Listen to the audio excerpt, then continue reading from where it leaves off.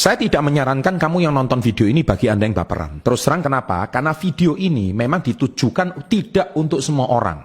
Hanya mereka yang open mind menerima masukan ini, karena ini mengubah sistem yang sudah ditanamkan kepada Anda sejak kecil. Saya tidak suka berbicara ini, tapi memang kenyataannya guru Anda, orang tua Anda, lingkungan sekitar Anda banyak berbohong kepada Anda. Mau apa yang saya bahas?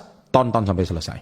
Sahabat entrepreneur, salam hebat luar biasa. Pembukaan saya tadi memang keras ya, tetapi seperti yang sudah saya katakan bahwa orang sukses perbedaannya sama orang gagal memang utamanya di mindset. Makanya saya selalu bilang it's all about mindset. Kenapa saya katakan mindset itu yang paling utama ya? Karena kita tidak bisa pungkiri kenapa saya tidak bosan-bosan membahas masalah mindset.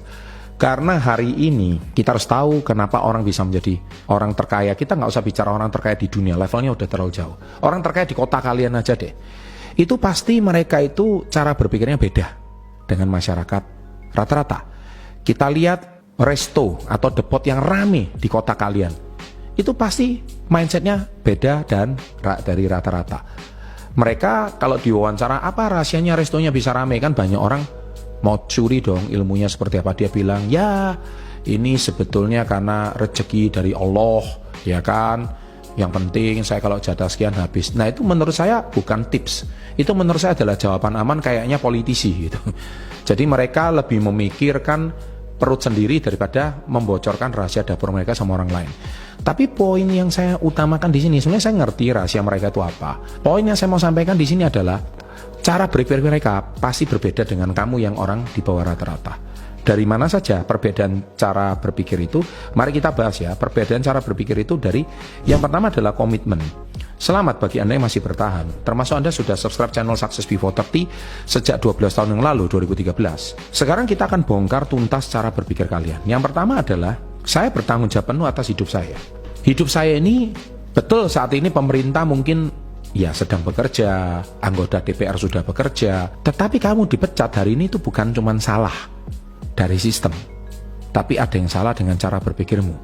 Masalahnya sistem pendidikan kita ini dari PG, TK, atau PG itu TK itu PAUD mungkin, SD, SMP, atau SMK atau SMA, setelah itu cari kerja. Kita itu dibangun sistem seperti ini, itu selama ratusan tahun.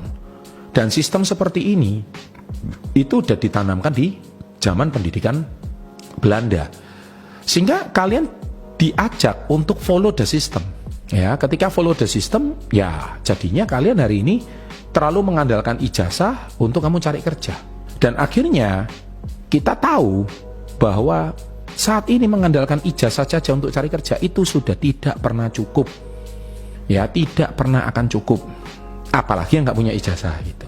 Makanya hari ini saya mau tegaskan bahwa kamu harus punya mindset bahwa saya yang bertanggung jawab 100%. Jadi suksesnya saya itu bukan bergantung sama orang tua saya.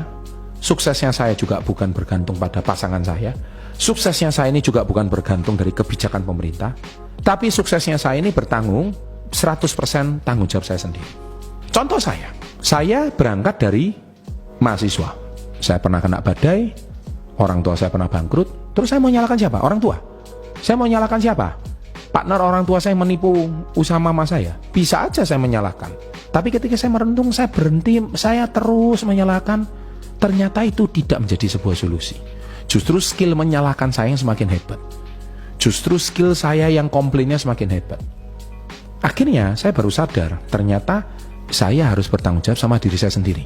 Ya, toh itu kalau ibu saya ditipu sama partnernya, ayah saya hari ini harus bangkrut karena krisis moneter, ya sudah, nasi udah jadi bubur. Terus mau diapain? Kita mau nengok ke belakang, ya nggak bisa apa-apa. Ya kita harus bertanggung jawab sama diri kita sendiri.